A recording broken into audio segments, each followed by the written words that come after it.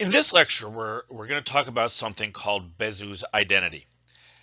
It's not a very complicated theorem, but the proof is arguably the most complicated we've seen so far. Right? Not because it's particularly long, right? It isn't, but because it involves multiple equations with multiple variables and an awful lot of subscripts.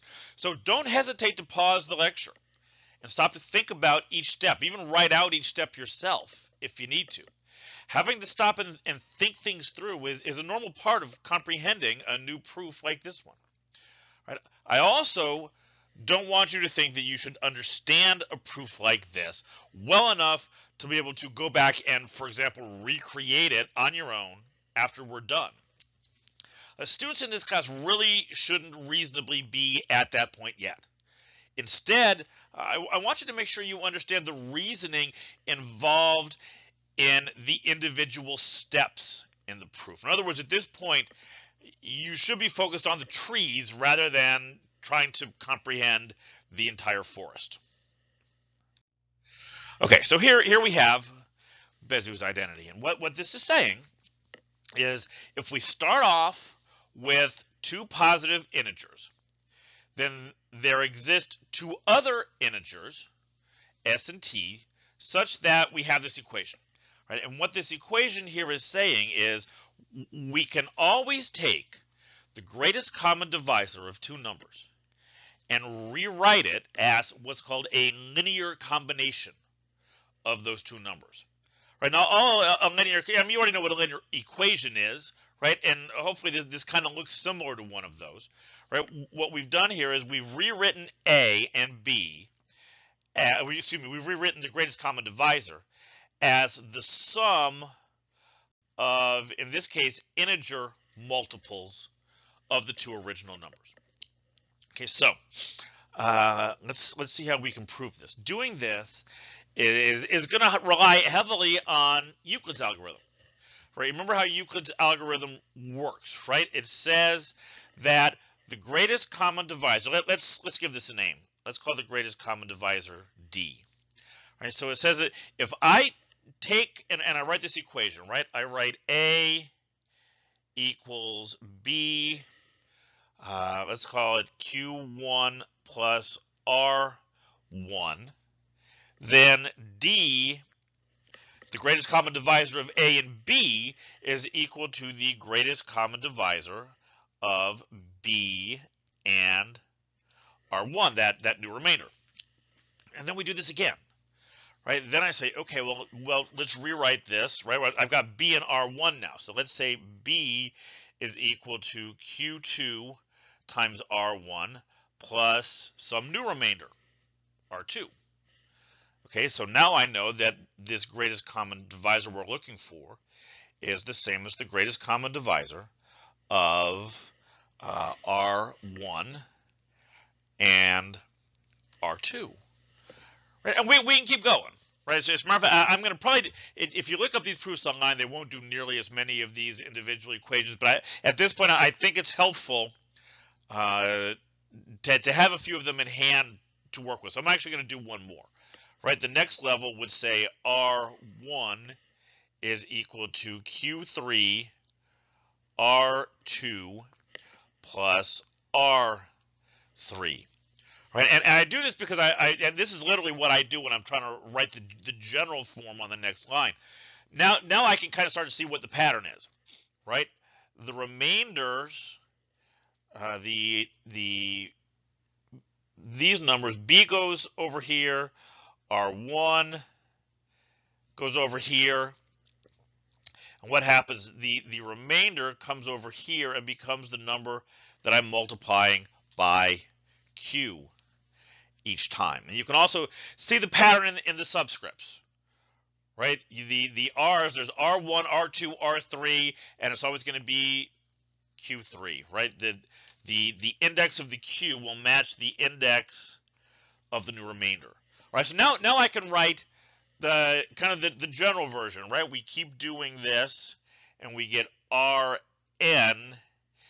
equals, now, follow the pattern, right? This R is 1 greater, the new remainder is 2 greater, and the index of the q matches the index of that new remainder. So that'll be m plus 2.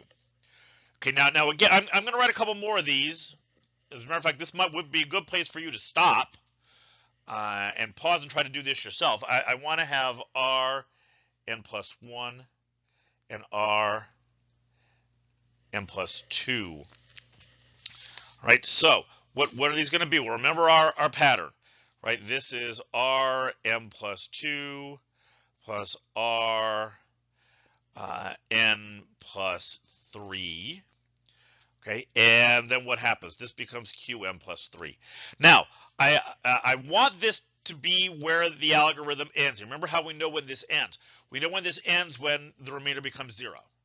So my next line would be qn plus 4 r n plus 3 plus 0, and then we know we're done. Right? When you get a 0 for that final remainder, you're finished. What do we know now, right? What does Euclid's algorithm tell us? Well, this number here, that last non-zero remainder, that's the common divisor of the original 2 numbers, right? So this is D, right? So this D here, D equals R n plus 3. Okay, so here's what I'm going to do. Right, here's what I'm going to do. I'm going to come back to this equation, and I'm going to solve it for r n plus 3. Right, in other words, I'm going to take this q bit here, move it over to the other side. Right, and if I do that, I get d is equal to r n plus 1 minus q n plus 3 r n plus 2. Okay, again, I want you to think about what I did here now, right? What I did here is I wrote this common divisor, the number that we're looking for, as a linear combination of r n plus 1 and r n plus 2. Okay, well, good for me. So now look, here's what I'm going to do. Right, I'm going to go back an equation. I'm going to go back to this one here. And I'm going to solve that for Rn plus 2. Again, I'm going to kick this over to the other side. Right? And if I do that and substitute it into here, this becomes Rn plus 1 minus Qn plus 3. Now, I've got to watch myself, right? Make sure I don't mess this up. This is Rn minus Qn plus 2, Rn plus 1. Right, then we can rearrange this, right? We can distribute the qm plus 3 into here, and we can group the r's, right? If I well, actually, let's go ahead and do that. It's a little messy, but that's okay. Rm plus 1 minus qm plus 3 Rn minus plus qm plus 2 qm plus 3. I warned you about subscripts, right? R n plus 1. Okay, now look at what I've done here, right? On this line, I had written D as a linear combination of Rn plus 1 and Rn plus 2. But look at what I have here. Now I've taken it down. I've taken the subscripts down a level. Now I have written D as a linear combination of Rn and Rn plus 1. Okay, and I want you to really focus on which numbers those are, right? It was originally Rn plus 1 and Rn plus 2. Now it's Rn and Rn plus 1. Well, I can keep doing this, right? I can keep doing this. I can keep going further and further and further back. And every time I do, I'm going to go from Rn and Rn plus 1 down to Rn minus 1. Right? I'm going to decrease the subscripts on the remainders every time until I get to the very last equation.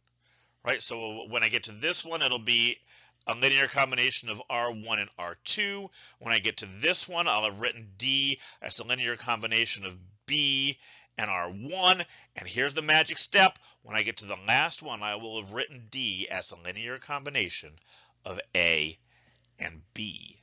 And that's what I needed. Right?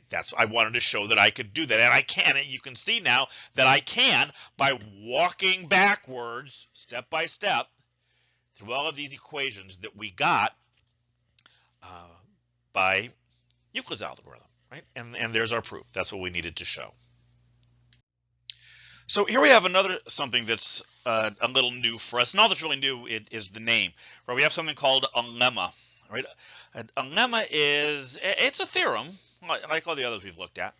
But what makes it unique is lemmas are usually something that follows directly from something else. So the proof of a lemma is usually fairly short and relies heavily on a previous theorem. So in this case, this result here really is going to follow directly from Bezout's identity. Okay, so what we have here is that we have three integers, a, b, and c. And I know that the greatest common divisor of a and b is 1. And I know that a divides b times c. Right, so in this case, right, I know that a must divide c, not b. Right, I know it doesn't divide b because their greatest common divisor is 1. Okay, so let's see how we can prove this. Start with what we know. We know the greatest common divisor of a and b is 1. That means, according to Bezout's identity, there exist integers. That's supposed to be exists. There exist integers s and t such that 1 is equal to a s plus b t. Okay. Let's multiply. I know I want to talk about BC in here, right? So let's multiply this whole thing by C. And if I do, I get C equals ACS plus BCT. Okay, good. Now I know that A divides BC, right? So let's see over here, because A divides BC, there exists an integer k. I'll look for a letter I hadn't used yet. There exists an integer k such that BC is equal to k times a. So let's substitute this in here. C equals ACS plus, I'm going to replace BC with AK. So this is AKT. Okay, good. So now, let's see. Now what am I going to do? Remember where I'm trying to go. I'm trying to go A divides C, right? So let's factor out A. C is equal to A times CS plus KT. Good. Now, CS plus KT is an integer. So what I've shown here is that C is equal to some integer times A, which is what it means for A to divide C. And that's what I wanted to show. All right, so we're done. And you know, short proof, right? Short proof really only relied on two concepts. It relied on the concept, on the definition of divisibility, kind of twice here. And it relied on, right here in the very first step, Bezout's identity. Okay, so where are we going next? These two theorems, the theorem and the lemma, they may seem a little bit of a curiosity, okay? But I really did prove these for a reason. In the next chapter, we're gonna prove something called the fundamental theorem of arithmetic, and Bezout's identity and this lemma in particular are going to be really essential parts of doing that.